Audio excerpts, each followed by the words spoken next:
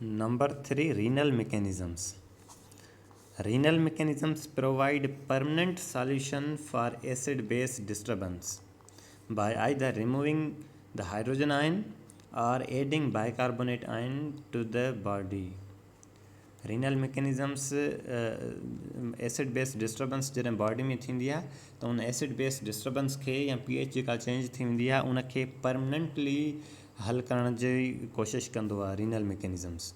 उन में पोइ या त जेकॾहिं मिसाल तौरु एसिडिटी वधी वई आहे, हाइड्रोजन आयन अची विया आहिनि, बॉडी जी जेका pH आहे उहा एसिडिक थी थिए त उन सिचुएशन में छा कंदो, हाइड्रोजन आयन्स खे रिमूव कंदो, या त हाइड्रोजन आयन्स खे बॉडी मां रिमूव कंदो ऐं या त वरी जेको आहे बाइकार्बोनेट आयन खे बॉडी में एड कंदो त उन त जीअं बॉडी जी जेका pH आहे उहा मेंटेन रही सघे।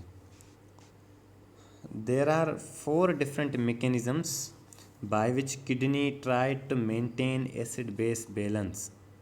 4 different mechanisms आहिनि, यानी जेके रीनल मैकेनिज़म आहे यानी जेको किडनी मेंटेन रखे थी pH खे, एसिड बेस डिस्टर्बेंस खे मेंटेन थी रखे ऐं डिस्टर्बेंस एसिड बेस डिस्टर्बेंस खे जेको आहे एसिड बेस बैलेंस खे जेको आहे मेंटेन थी रखे, उन जा 4 डिफरेंट मैकेनिज़म्स आहिनि। नंबर 1, एक्सक्रिएशन ऑफ हाइड्रोजन आयन with non carbonate base. Number 2, reabsorption of bicarbonate आयन। Number 3, excretion of hydrogen ion with tritratable acid. And number 4, excretion of hydrogen ion as ammonium ion. These are the 4 different mechanisms by which kidney try to maintain acid base balance.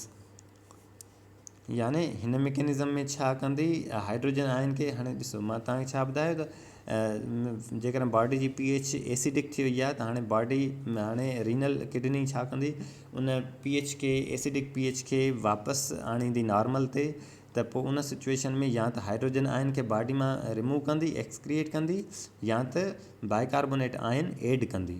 त हाणे हीअ जेके 4 mechanisms आहिनि, इन 4 mechanisms मां 3 mechanism उहे आहिनि जिन में किडनी हाइड्रोजन आयन खे बॉडी मां एक्सक्रिएट थी करे, ऐं हिकिड़ो मैकेनिज़म अहिड़ो आहे जंहिंमें हाइड्रोजन आयन खे बॉडी मां एक्सक्रिएट नथी करे बल्कि बाइकार्बोनेट आयन बॉडी में एड थी करे, त जीअं बाइकार्बोनेट आयन वञी हाइड्रोजन आयन सां जेको आहे मिली करे उन हाइड्रोजन आयन खे न्यूट्रल करे छॾे, एसिडिटी न थिए।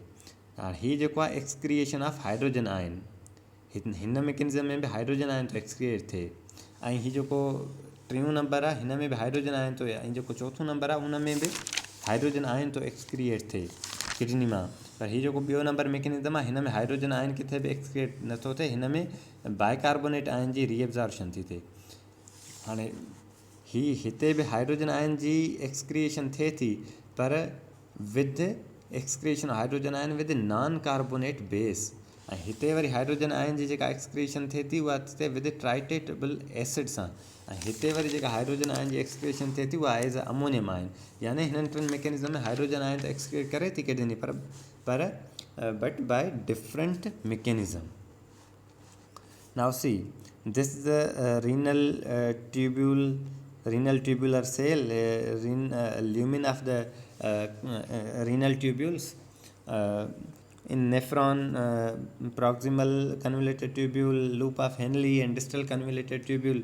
So this is a story of renal tubules where secretion and reabsorption of ions occur. So this is a renal tubular cell and this is lumen of the tubular cell, and here is blood. In renal tubular cell, carbon dioxide plus water combine to form carbonic acid with the help of this enzyme carbonic anhydrase, and carbonic acid dissociates into hydrogen ion and bicarbonate ion. Bicarbonate ion is reabsorbed. This hydrogen ion exchange with the sodium ion. Hydrogen ion is removed from the hydrogen ion move from renal tubular cell into the lumen of the tubule with exchange of sodium. Sodium ion enter the renal tubular cell from lumen. Hydrogen आयन ऐं sodium आयन हिते exchanger लॻल हूंदो आहे जेको hydrogen आयन ऐं सोडियम आयन खे एक्सचेंज कंदो आहे. Sodium ion enter the cell and then it is reabsorbed. This sodium ion here हिते जेको सोडियम आयन अचे थो ही जेको फिल्ट्रेट थिए थो ग्लोमेरुलर फिल्ट्रेशन उन फिल्ट्रेट मां ही ल्यूमिन में हिते थो पहुचे. हाणे इहो रीएब्ज़ॉर्ब थियो एक्सचेंज थियो हाइड्रोजन आयन ॿाहिरि अची वियो.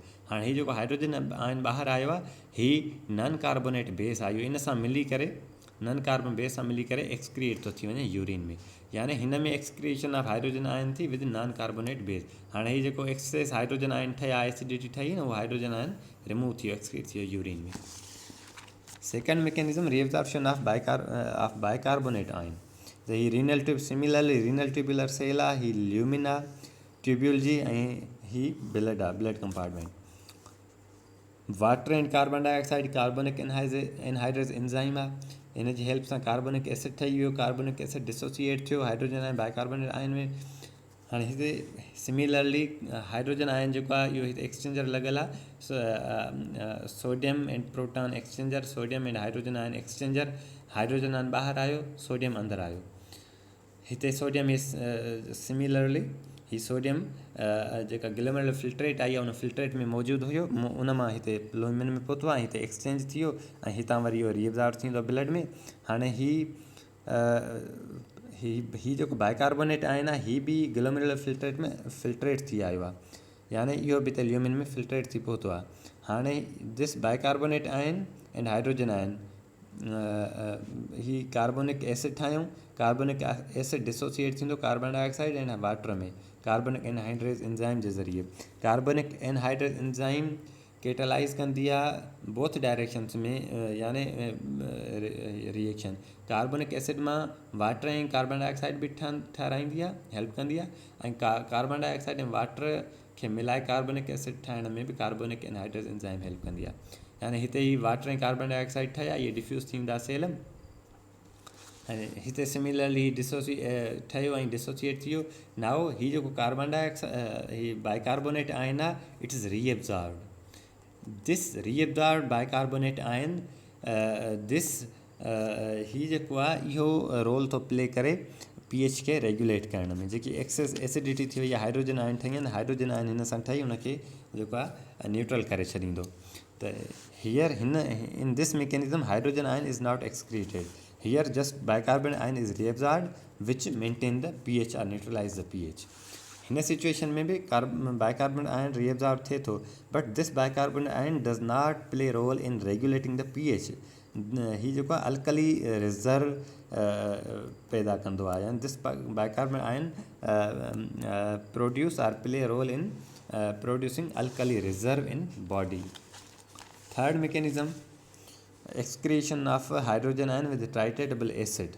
Similarly renal tubular cell lumina blood हिते carbon dioxide water carbonic anhydrase enzyme ऐं कार्बनिक एसिड ठहियो डिसोसिएट थियो बाइकार्बोनेट आयन रीएब्ज़ॉर्ब थियो. सिमिलरली हिते बि बाइकार्बोनेट आयन ही जेको आहे अल्कली रिज़र्व में जेको आहे ठाहींदो ऐं इन जो pH मेंटेनेंस में रोल न आहे अल्कली रिज़र्व ॾांहुं वेंदो. ऐं हाइड्रोजन आयन एक्सचेंज थियो सोडियम सां सिमिलरली ऐं हिते डिफरेंस इहो आहे दिस सोडियम आयन this is dye sodium hydrogen phosphate. This compound this compound is present in lumen. This dissociate into sodium and sodium hydrogen phosphate. This sodium hydrogen ion exchange थींदो इन sodium सां sodium अंदरि अची वरी रिएब्ज़ॉर्ब थींदो blood में hydrogen आयन lumen में अची वियो. नाउ दिस हाइड्रोजन आयन combine with this acid. This is titratable acid and form sodium dihydrogen phosphate. Sodium dihydrogen phosphate and this is excreted. Means here hydrogen ion is excreted with the titratable acid. And last mechanism is excretion of hydrogen ion as ammonium ion. Similarly this is renal tubular cell, this is lumen and this is blood compartment. Carbon dioxide water carbonic acid dissociate थियो absorb थियो bicarbonate आयन hydrogen आयन exchange थियो sodium सां हिते sodium वो filtrate में आयो ग्लोमेरुलर फिल्ट्रेट में एक्सचेंज थियो सोडियम आयन भी रीएब्ज़ॉर्ब थी वेंदो एंड हाइड्रोजन आयन हिते आयो. Now this hydrogen ion is excreted as ammonium ion. In renal tubular cell, glutamine is converted into the glutamate. By this process, ammonia is released. That ammonia diffuses from renal tubular cell into the lumen, and this ammonia hydrogen ion combined with ammonia and ammonium ion is formed, and this ammonium ion is excreted in urine. In this mechanism, hydrogen ion is excreted as ammonium ion.